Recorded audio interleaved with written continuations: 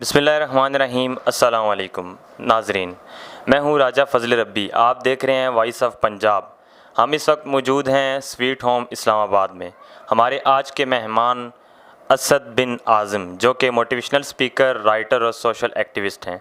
आइए उनसे मिलते हैं और गुफ्तगू करते हैं। अस्सलाम वालेकुम सर, कैसे हैं आप? अल्हम्दुलिल्लाह, मैं बिल्कुल ठीक। आप कैसे हैं? ठीक हैं? अल्हम्दुलिल्लाह। सर, सबसे पहला मेरा आपसे सवाल ये है कि आप इस वक्त स्वीट होम में मौजूद हैं। स्वीट होम बनाने का मकसद क्या था और आपकी इसमें क्या ज़िम्मेदारी है? जी बिल्कुल, Pakistan Sweet Home basically Zamarud Khan साहब सरबराह हैं हमारे। और वो जब एमडी बैतुल माल थे और उसके बाद फिर जब पाकिस्तान स्वीट होम बनाया तो बेसिकली इन्होंने शुरू किया था सवाद ऑपरेशन से। उसके बाद फिर जो है एक बच्चे से शुरू किया और अल्हम्दुलिल्लाह आज उनके हज़ारों बेटे और बेटियां हैं पाकिस्तान में। और इसके अलावा ये कि उनको सब पापा जाने कहकर बुलाते हैं। और यकीनन एक ऐसे शख्स जिसने अपनी तमाम ज़िंदगी मुल्क व कौम की खिदमत के लिए वक्फ़ कर दी। और इस टाइम तकरीबन मुख्तलिफ़ शहरों में पाकिस्तान स्वीट होम के ब्रांचेस हैं। मेरे पास जो ज़िम्मेदारी है वो Pakistan Sweet home blood bank की है।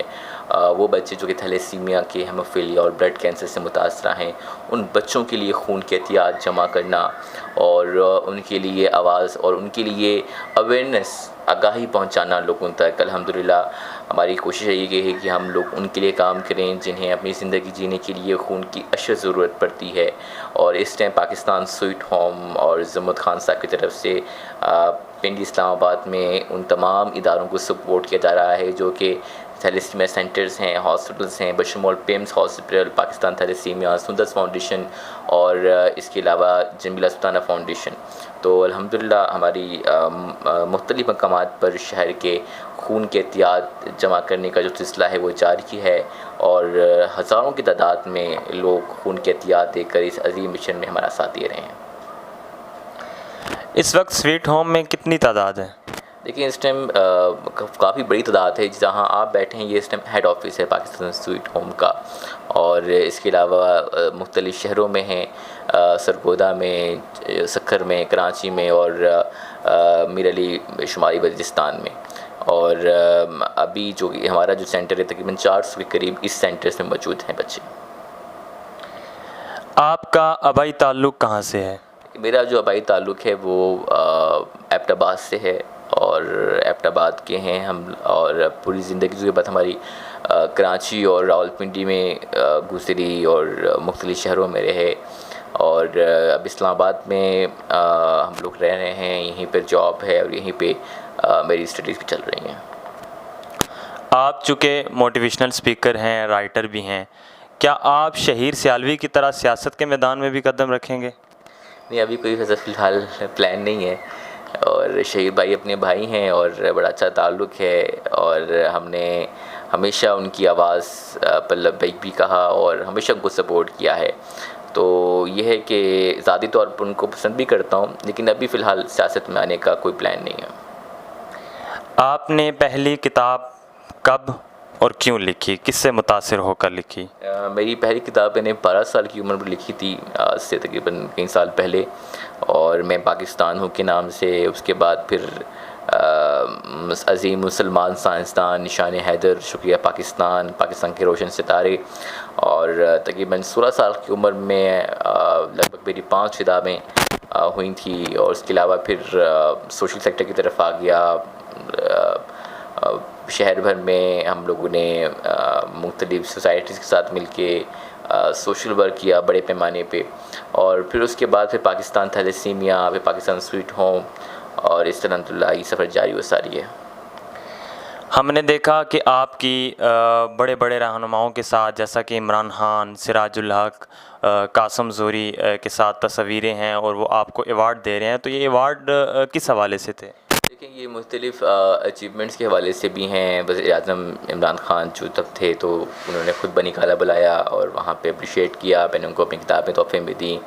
फिर अमीर जमात इस्लामी सिराजुल हक से मुलाकात हुई। उन्होंने पार्लियामेंट लॉजेस में जब वो सेनेटर थे तब उन्होंने बुलाया और मैंने वहाँ उनको अपनी किताबें तोहफ़े में दी। इसके अलावा ये कि मुख्तलिफ़ इवेंट्स पे मुल्क कौम की खिदमत पर अवार्ड्स भी मिले। मुख्तलिफ़ और समाजी खिदमत पर, अदबी खिदमत पर। तो मुख्तलिफ़ ना सिर्फ सरकारी सतह पे बल्कि साथ साथ मुख्तलिफ़ तंजीमों ने जो है भरपूर हौसला अफजाई की। इंटरनेशनल मीडिया ने कवर किया, नेशनल मीडिया ने कवर किया, कौमी अखबारात ने उसको कवर किया। तो बड़ी पज़राई मिली और मुझे इतना नहीं था कि मुझे इतनी पज़राई मिल जाएगी, और ना मैंने इसके लिए इतना सब कुछ किया, बल्कि असल मकसद जो था वो अपने नौजवानों की एक आवाज़ बनना था। असल जो मकसद था वो पाकिस्तान के मस्बत चेहरे को दुनिया के सामने लाना था कि हम पाकिस्तानी जो हैं वो किसी से कम नहीं हैं, और जो नाउमीदी के बादल थे, मायूसी के जो फ़ज़ा थी, उसको ख़त्म कर कर उम्मीद की एक किरण को हमने लाना था कि हम किस तरह से अपने आने वाले नौजवानों को पुरअज़्म और बाहिम्मत बना सकते हैं। आप इस वक्त किस सियासी जमात को सपोर्ट कर रहे हैं? मेरा भी किसी सियासी जमात को सपोर्ट नहीं कर रहा, और ना ही मेरा कोई प्लान है। मैं सबसे यही सवाल करता, सबसे यही मेरा यही पैगाम है कि इंसानियत के लिए काम करें, मुल्क व कौम की खिदमत करें। मुल्क व कौम की खिदमत बग़ैर किसी सियासत और बग़ैर किसी सरकारी ओहदे की भी की जा सकती है। अगर आप में हकीकी जज्बा हो मुल्क व कौम की खिदमत का, तो मैं समझता हूँ कि ये ओहदे, ये वज़ारतें, ये कुर्सियाँ और ये सब कुछ बहुत छोटे पड़ जाते हैं। तो कोई ऐसा काम करें कि जो इंसानियत के लिए ज़िंदा रहे। मैं आपसे सवाल करता हूँ कि भाई आज से पहले कितने वज़रा गए, कितने वज़ीर आज़म गए, कितने सदर गए, किसी को कोई याद नहीं है कि कौन कौन गया। लेकिन अगर हम समाज की बात करें, जब हम बात करते हैं, इंसानियत की बात करते हैं, तो हमें बड़े बड़े लोग आज भी याद रहते हैं। बड़े बड़े लोग इंसानियत के लिए हमेशा ज़िंदा रहते हैं, जैसे अब्दुल सत्तार ऐदी हो गए। बड़ी बड़ी शख्सियात गई हैं जिन्होंने इंसानियत के लिए काम किया, जिन्होंने बेसहारों का साथ दिया, जिन्होंने यतीमों की कफ़ालत की, जिन्होंने लोगों की खिदमत की, आवाम की खिदमत की, कौम की खिदमत की। वो आज भी ज़िंदा हैं और मरने के बाद भी ज़िंदा रहेंगे। आप चूँकि राइटर हैं, तो बड़े बड़े पाकिस्तान में भी राइटर गुज़रे, आप किसको फॉलो करते हैं? पाकिस्तान में राइटर्स तो क्योंकि मेरे नसर निगारी पे मेरा ज़्यादा काम है, लेकिन मैं ज़्यादातर फॉलो जो है मुझे बड़े इंस्पायर हैं डॉक्टर इल्हामा मोहम्मद इकबाल की शख्सियत। उनसे बहुत मुतासिर हूँ, और उनको मुतासिर इसलिए भी कि शाहीन का जो तसव्वुर है, एक बालियात जो है, फ़िक्र, सोच और ख़ुदी का जो दर्स उन्होंने दिया है, शाहीन के अलावा नौजवानों को जो बेदारी की तरफ लेके आए हैं, वो बड़ा दिलचस्प है।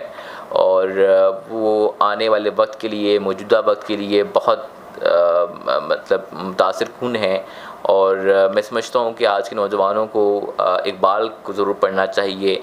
अगर आप कुछ करना चाहते हैं, कुछ बनना चाहते हैं और कुछ तस्ख़ीर करना चाहते हैं, तो इकबालियात पढ़ें। और इकबाल जैसा जो फ़िक्रमंद सोच जो है, और जो आप समझ लें खुदी का जो दर्स है, किस तरह से एक शख्स, एक नौजवान को उन्होंने शाहीन का तसव्वुर दिया, किस तरह से एक शाहीन जो है बुलंद परवाज़ करता है, जो अपना घोंसला नहीं बनाता, ऊंचे और बुलंद चट्टानों पर जो है वो बसेरा करता है और किसी का मुर्दार नहीं खाता।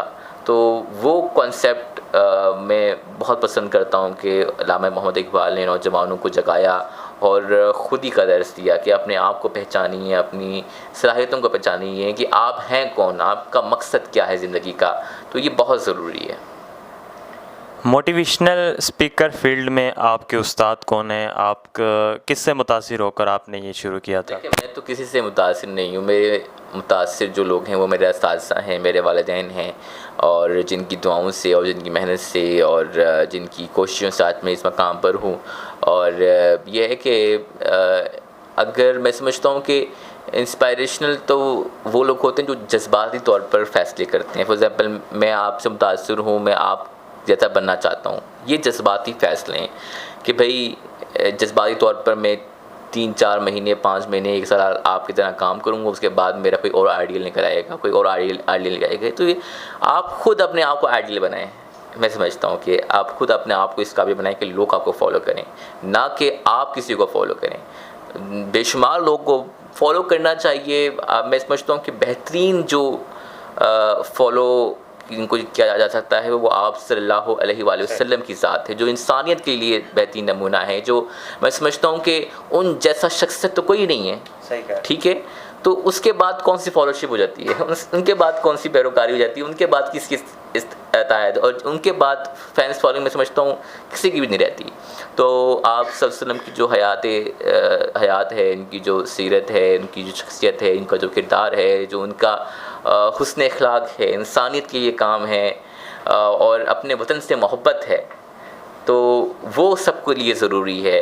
तो मैं समझता हूँ कि बेहतरीन जो शख्सियत है, जिसे हम कह सकते हैं कि बेहतरीन नमूना है उनकी ज़िंदगी हमारे लिए, तो उन्हें फ़ॉलो करें तो हम दुनिया में भी कामयाब हैं और आखिरत में भी कामयाब हैं। पाकिस्तानी नौजवानों के लिए क्या पैगाम देना चाहेंगे?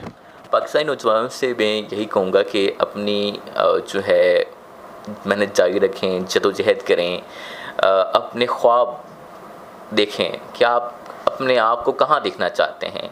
मैं अक्सर ही कहता हूँ कि जिसका कोई ख्वाब नहीं होता उसका कोई मुस्तकबिल नहीं होता, और बड़े ख्वाबों को ये बड़ी ताबीर मिलती है। बड़े ख्वाब देखें और आगे बढ़ें, मेहनत करें, अपने गोल्स को अचीव करने की कोशिश करें, और हिम्मत मत हारें, मायूस मत हों।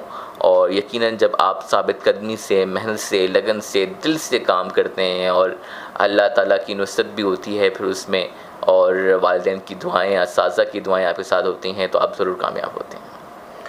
बहुत शुक्रिया। ये थे असद बिन आज़म, जो कि मोटिवेशनल स्पीकर और राइटर हैं। जल्द अगले मेहमान के साथ हाज़िर होंगे, तब तक के लिए अल्लाह हाफ़िज़।